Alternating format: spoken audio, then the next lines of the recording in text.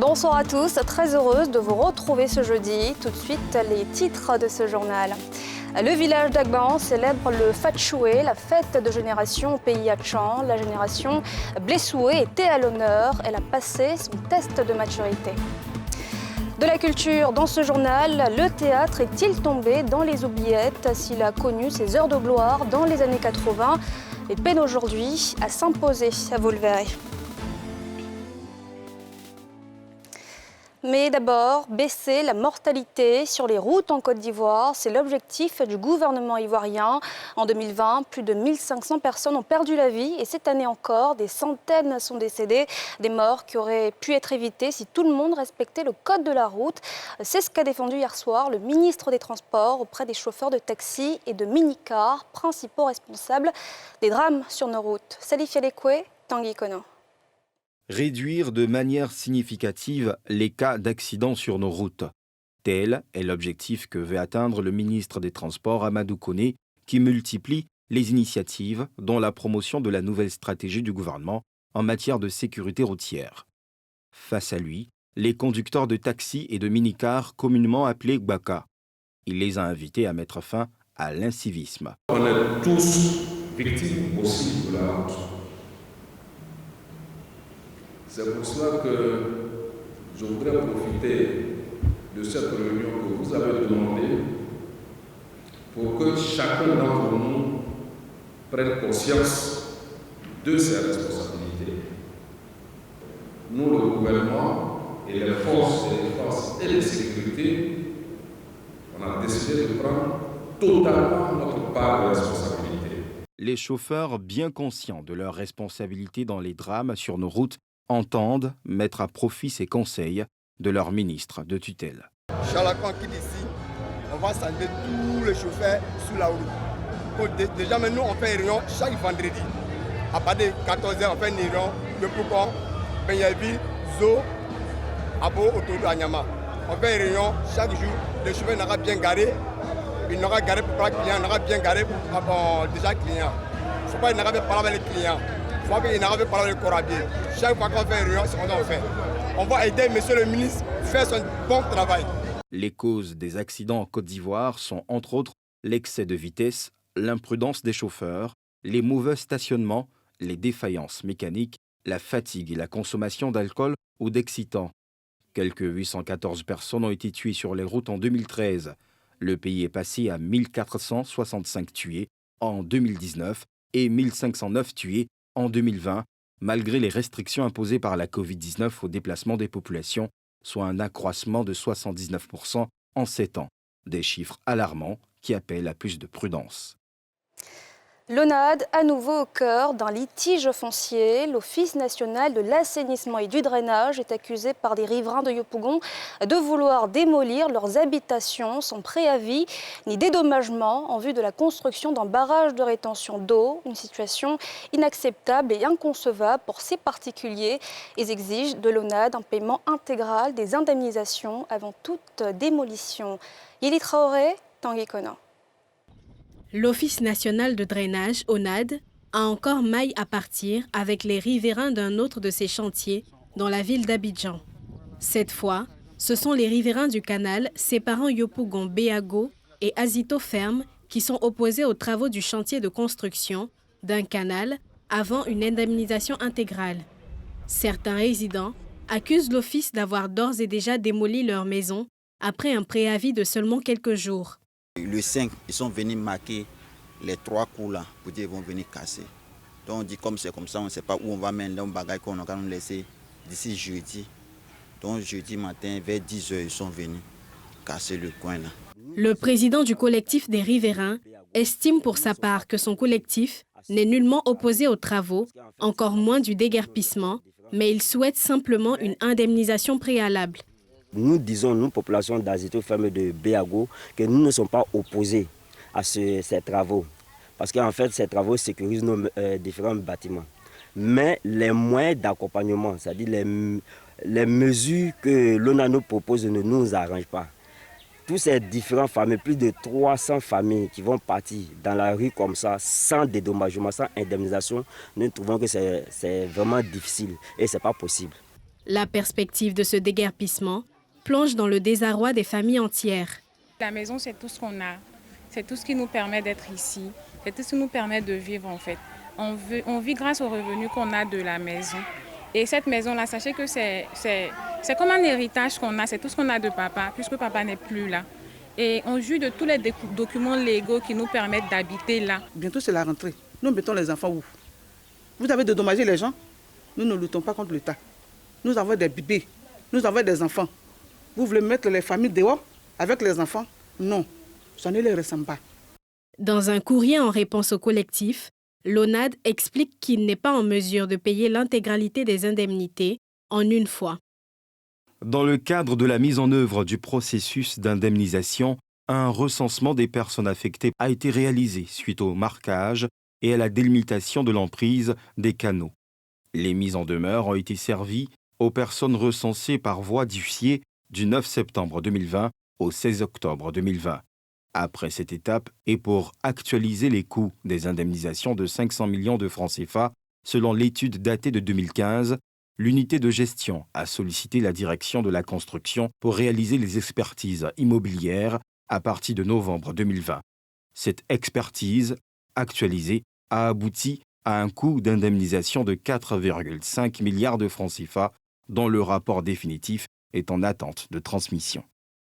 L'ONAD estime par ailleurs dans le même courrier que le paiement des indemnisations a commencé pour les personnes affectées dont les pièces sollicitées par le contrôle financier et l'agence comptable du programme sont fournies depuis le 8 juin 2021.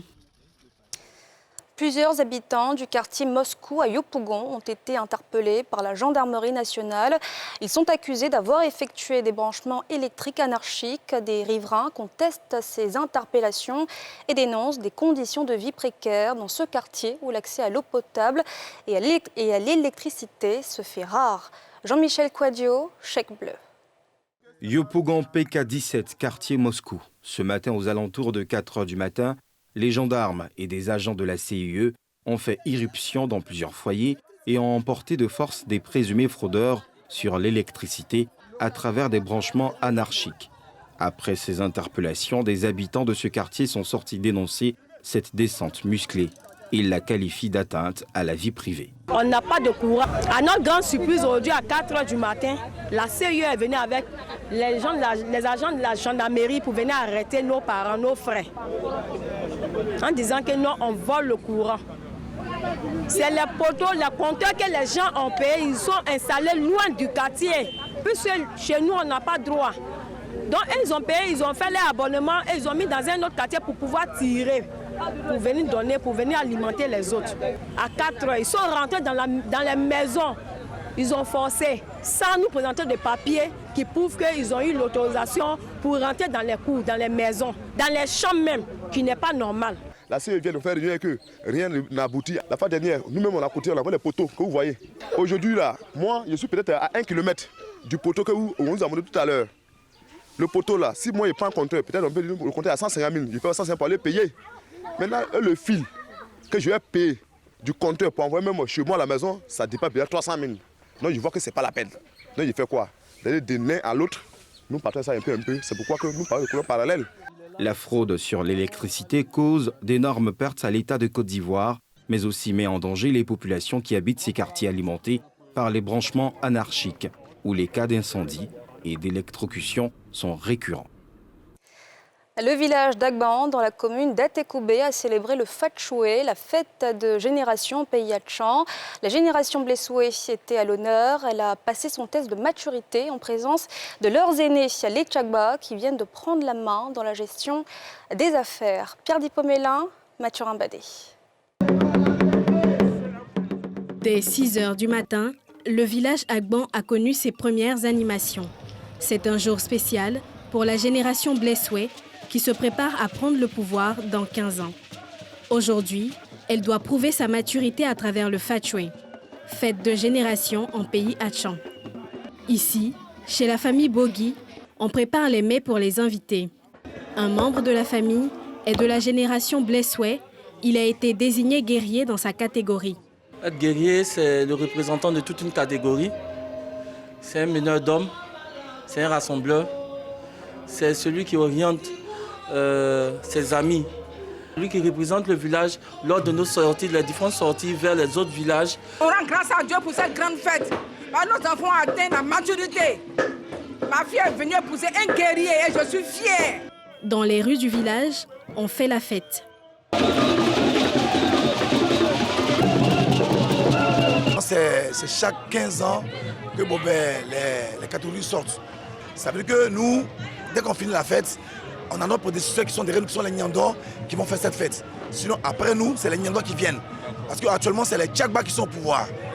Sur la place du village se tient la cérémonie officielle du Fatchoué 2021. Cette célébration évoque des souvenirs au chef du village qui vient de prendre le pouvoir en tant que Tchagba. Le Fatchoué 2021 est pour moi un événement aussi grand que ce que j'avais vécu en 2004. Parce qu'en 2004, c'était Fatchoué des Tchagba. Aujourd'hui, nous sommes au Fatchoué de nos jeunes frères blessés. Et il faut dire que c'est vraiment un succès.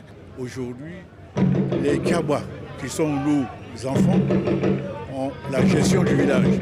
Donc il faut qu'ils préparent la relève. Et c'est cette relève-là qu'aujourd'hui va sortir pour manifester sa maturité. L'ambiance dans le village est rythmée par des parades conduites par des guerriers qui conduisent leur catégorie. Le porte-parole des Blessoué indique que sa génération est prête à prendre le flambeau des mains des Tchagba dans 15 ans. Le Fatchoué qui nous réunit en ce jour est une initiative, un test de maturité qui permet de confirmer nous, génération Blessoué, que nous sommes aptes à gérer le pouvoir après le règne des Tchagba.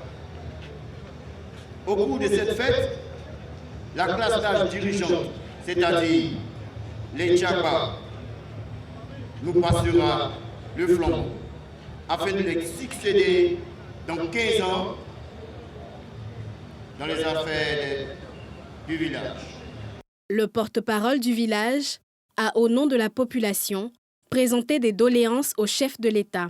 Les parents demandent que vous soyez notre porte-parole auprès du haut-parrain, afin que le gouvernement puisse nous octroyer 200 hectares à lotir pour faire l'extension du village. Aussi, avec l'accroissement rapide de la population, nous souhaitons que le centre de santé du village soit transformé en hôpital général et que vous nous aidez à l'enrôlement des populations afin qu'elles puissent bénéficier de la couverture maladie universelle. Le ministre-gouverneur Robert Begré-Mambé représente le président de la République Alassane Ouattara, haut parrain du Fatchoué 2021. Son Excellence, Monsieur le Président de la République, me charge de vous dire qu'il a une pleine conscience des réalités dans les villages atteints. C'est pourquoi il a donné instruction à votre pauvre serviteur que je suis pour qu'on relève le niveau d'équipement en infrastructure sociale dans tous les villages, notamment en 2 phases. La première phase, c'est de remettre le niveau social des villages les plus reculés à une dimension comparable à celle des villages urbains. En première phase. En deuxième phase, qui commence en 2021 et 2022, c'est de s'attaquer à relever le niveau d'équipement en infrastructure de tous les villages urbains d'Abidjan. En pays Hatchan, 4 générations se succèdent au pouvoir par intervalle de 15 ans. L'actuelle génération aux affaires est celle des Tchagba, qui elle-même a pris le pouvoir après les Dougbo. Non, il n'y a pas de nouveaux cas positifs à la maladie à Ebola en Côte d'Ivoire. Le comité de veille s'est réuni en urgence il y a quelques heures pour démentir une information selon laquelle plusieurs cas positifs au virus Ebola auraient été recensés en Côte d'Ivoire après avoir été en contact avec la patiente 0. On va écouter le ministre de la Santé, le représentant de l'OMS en Côte d'Ivoire et le président du comité de veille à ce propos. C'est le 8 que la patiente que nous avons accueillie au CHU de Cocody est venue de la Guinée. Elle a parcouru plusieurs villes de la Guinée avant d'arriver en Côte d'Ivoire à partir de Oualinou. Et elle a été prise en charge au niveau du CHU de Cocody. Je crois que j'ai vu dans certaines presses dire qu'il y a 49 cas d'Ebola en Côte d'Ivoire. Non, c'est des 49 cas contacts identifiés en Guinée. Il s'agit bien donc de la Guinée, puisque ce matin on a fait une réunion avec la Guinée, qui, après avoir reçu le rapport d'investigation mené par la Côte d'Ivoire, a commencé à faire des recherches à leur niveau. Et donc, ils ont annoncé qu'ils avaient identifié 49 cas contacts au niveau de la famille de la malade. Puisque la patiente elle-même a décrit le circuit qu'elle a utilisé. Et les autorités administratives, les forces de l'ordre et la population que nous avons trouvée sur place n'ont pas nié que cette personne et les autres voyageurs sont passés par là-bas. Effectivement, donc la frontière est effectivement fermée, mais il y a des pistes détournées que les taxis-motos utilisent sous forme pour faire des trafics en transportant des personnes à travers la frontière. Et c'est ce qui a pu se passer. Le voyage s'est passé des nuits à Oualinou. Ils sont allés vers Touba et Oualinou, donc à Fentegra, pour affréter le transport en commun qui les a ramenés à Abidjan. Le ministre de la Santé de la Guinée a fait un aperçu en incluant non seulement la Covid, mais aussi la réponse qui est faite actuellement en Guinée en ce qui concerne ces cas de Ebola. Il a rappelé que des actions sont en cours, non seulement à l'Abbé, où il y a eu des investigations qui ont été menées. Il y a eu 49 cas contacts de la famille de la patiente qui ont été détectés en Guinée. Et quand on dit cas contact, ça ne veut pas dire des cas positifs. Ce sont des cas qui sont proches du patient, qui ont été, selon les informations qu'elle a données, et ce sont des cas, c'est la famille, elle a vécu avec un certain nombre de personnes, qui vont nous permettre justement de les observer pendant un certain temps pour voir s'il n'y a pas de signes. Et nous sommes toujours dans la recherche des cas contacts d'Abidjan. Nous travaillons sur la mobilisation communautaire, sur le travail avec les leaders communautaires, les leaders religieux. Ce suivi des cas contacts en utilisant cette stratégie prônée par le ministère de la Santé et de l'Hygiène publique nous a permis de retrouver 6 cas contacts qui étaient directement avec la patiente dans le cas. 3 à Dieukwé et 3 à San Pedro. Ces 6 cas contacts qui nous permettent vraiment de saluer la mobilisation communautaire et l'implication de la communauté à laquelle appartient cette patiente et ses cas contacts. Et avec nous sur le plateau, le professeur Beignet Bivre-Joseph, directeur de l'INHP. Bonsoir, professeur. Bonsoir, madame. Merci d'être avec nous ce soir. Une réaction peut-être après ces différentes déclarations? Alors la réaction, c'est qu'il n'y a pas à s'alarmer. Vous avez vu, il y a un seul cas pour le moment de virus Ebola en Côte d'Ivoire. Et c'est ce seul cas-là pour lequel nous nous attelons à rechercher les contacts. Parce que l'objectif, c'est de pouvoir retrouver les contacts et aller même jusqu'au 2e degré des contacts, les contacts des contacts, pour pouvoir les isoler, les vacciner. Parce que fort heureusement, il existe un vaccin maintenant. Donc, les vacciner de sorte qu'on puisse interrompre la chaîne de transmission. Est-ce qu'on connaît avec précision l'itinéraire de la jeune Guinéenne qui est arrivée en cas récemment et les personnes avec qui elle a été en contact? Alors, la jeune dame a quitté l'Abbé en Guinée depuis le 8. Elle a fait le trajet jusqu'à Oualinou. Et à Oualinou aussi, elle a fait une escale, elle a continué avec des gens qui sont descendus en route au fur et à mesure. Notamment 2 à Dieukwé et puis à San Pedro, à Daloa, à Yamoussoukro également, jusqu'à ce qu'on ait 33 personnes qui sont arrivées à Abidjan. Donc, il y a eu quelques personnes qu'on doit rechercher sur l'itinéraire. Vous avez écouté tout à l'heure, le professeur Euli a dit qu'il y a eu 6 personnes qu'on a retrouvées. Aujourd'hui, 3 à Diokwe et puis 3 à San Pedro. Donc, progressivement, je pense que nous allons retrouver avec le dialogue qu'on va avoir avec la communauté. Il faut dire que c'est un travail de fourmi. Il faut aller progressivement. Et puis, c'est une méthode, on doit être méthodique et on doit être cohérent dans la démarche. Comment se porte la patiente 0? Est-ce qu'on pourra avoir des nouvelles d'elle? La patiente, elle est dans un état stable. Il n'y a pas à s'alarmer, en tout cas pour le moment, au niveau de sa santé. D'accord. Est-ce que les Ivoiriens devraient avoir peur aujourd'hui? Est-ce qu'on pourrait craindre une probable épidémie en Côte d'Ivoire? Non, je pense que tel que nous avons commencé, depuis le 14, il y a eu les cas. Donc, je pense que c'est ce travail d'isolement et de recherche de contacts-là qui nous permettront d'être vraiment à l'abri. Mais on n'est jamais suffisamment à l'abri. C'est pourquoi, justement, on demande à la communauté, en tout cas à tous ceux qui connaissent ces personnes qui sont arrivées ce jour du 12 août et qui seraient venus de la Guinée, de nous donner l'information. Il ne faut surtout pas stigmatiser une quelconque communauté. On demande que le dialogue puisse triompher et surtout qu'on nous mette à disposition les informations pour entrer en contact avec ces personnes, les vacciner, ça c'est très important, parce que c'est pour leur santé. On les vaccine et on isole ces cas de façon à ce qu'au bout du délai de 21 jours, on puisse les déclarer guéris. Et ça, c'est important. Qu'avez-vous envie de dire aux Ivoiriens qui craignent tout de même pour leur santé? Comment se transmet le virus? Comment aussi s'en protéger? Alors, la transmission du virus se fait à travers les fluides. Hein. C'est une maladie contagieuse. C'est-à-dire que c'est par le contact. Donc, contact avec la personne qui est malade, contact avec le corps de quelqu'un qui est décédé d'Ebola. Nous n'en sommes pas encore là.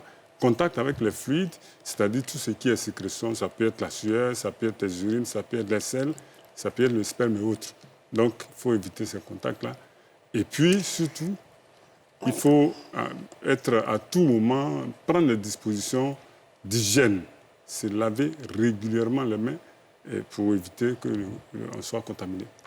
Merci, professeur Beignet Bivre-Joseph. Je rappelle que vous êtes le directeur de l'INHP. Merci. Je vous en prie.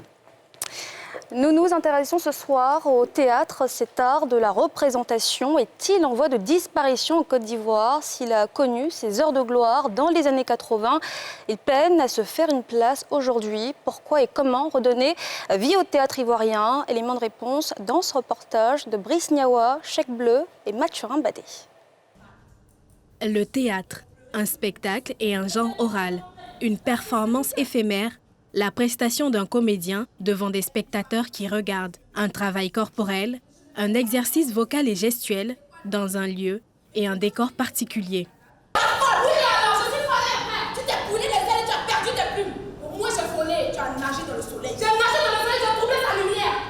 Pendant longtemps, la Côte d'Ivoire a été un pays de théâtre. À l'aube des années 1980, le Kotéba de Souleymane Coly, le Didiga de Bernard Zadizaourou, le théâtre rituel de Marie-Josée Ourantier et de Werewere King sont entre autres les troupes théâtrales qui bougeaient les planches pour le bonheur du public. À cette période, le tableau ivoirien connut un rayonnement singulier.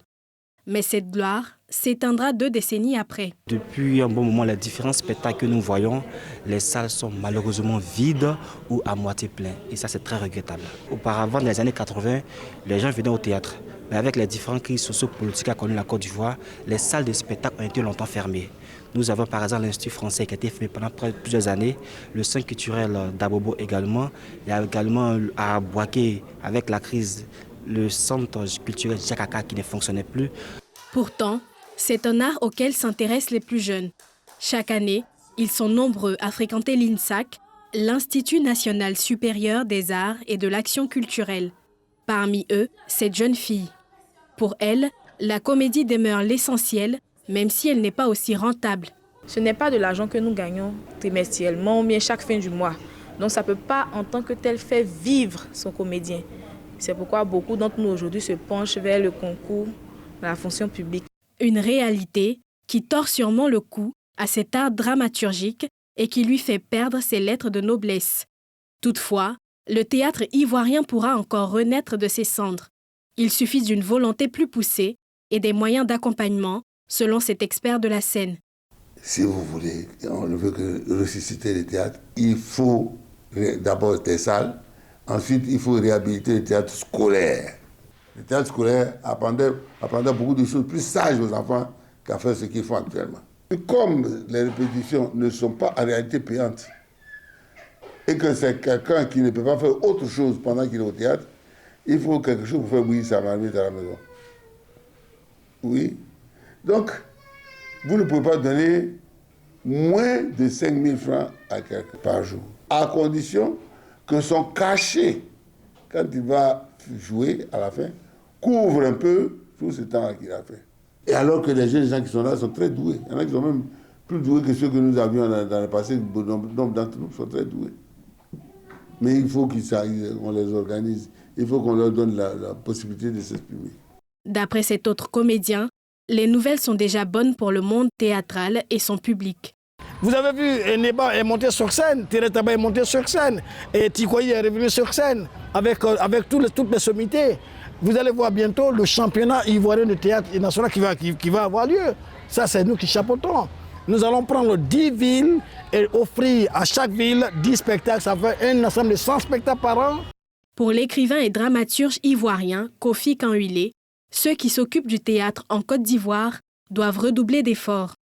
Et ce n'est pas faute d'artistes, mais les artistes seuls ne suffisent pas. Il faut des structures et des moyens.